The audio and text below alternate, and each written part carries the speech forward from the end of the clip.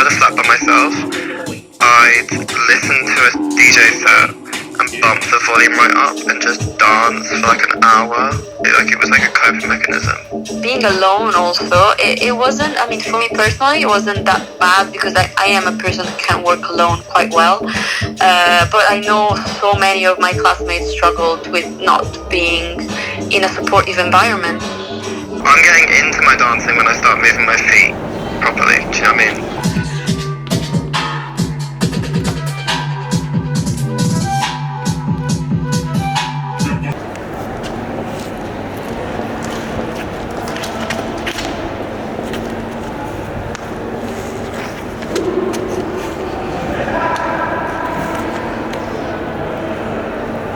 Actually, I quite like it in my slippers. I have hot feet. Like I just start moving my hands or something, or moving my feet a little bit, like it's in my blood. Dance means to me something different depending on where my life is at the moment. Getting into the zone means really dedicating to my body and my movement the attention that it deserves. The COVID situation affected my personal life more than my dance career, let's say. So that was a secondary consequence, and it had consequences on my dance practice. Didn't really allow us to be fully focused on the practice because we were aware of the risks.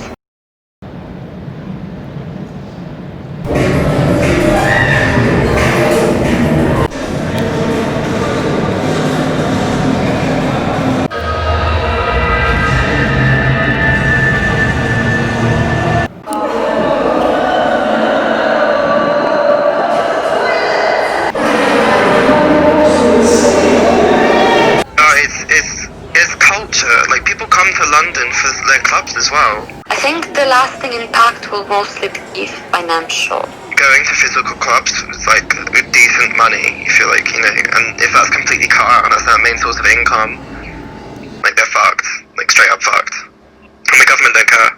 So it is a sector where, like, traditionally selling tickets was one of the main drives for the industry. I think it has affected the dance world, but the dance world is learning to adapt. The dance world as like an entity has been extremely resilient in this moment. People have been reinventing ways of making and performing and continuing to dance.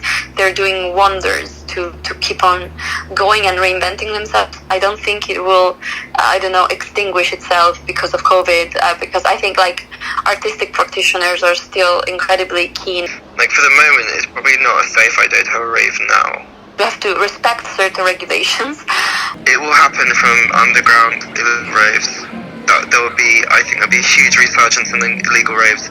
Even if they find a vaccine, how are they going to get everyone with a vaccine in the venue? It's not like the public is losing interest in the arts or dance. I mean, what will probably happen is that everyone's just going to move to Berlin.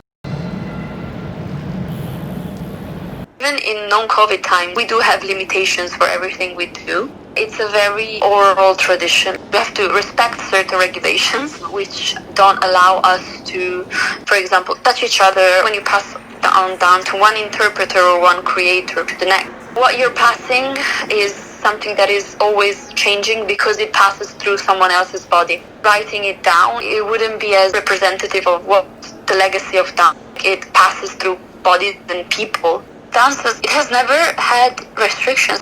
When we say dance, we associate it with something performative, something that's kind of elitist, something that is very specific, but it is not.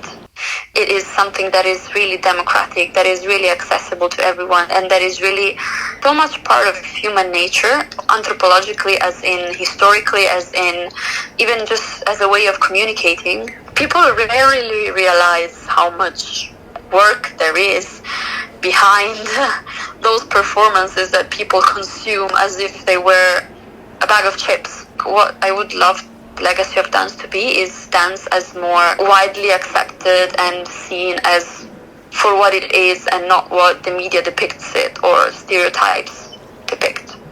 And want people to realize how really accessible and democratic it is. Why do I dance?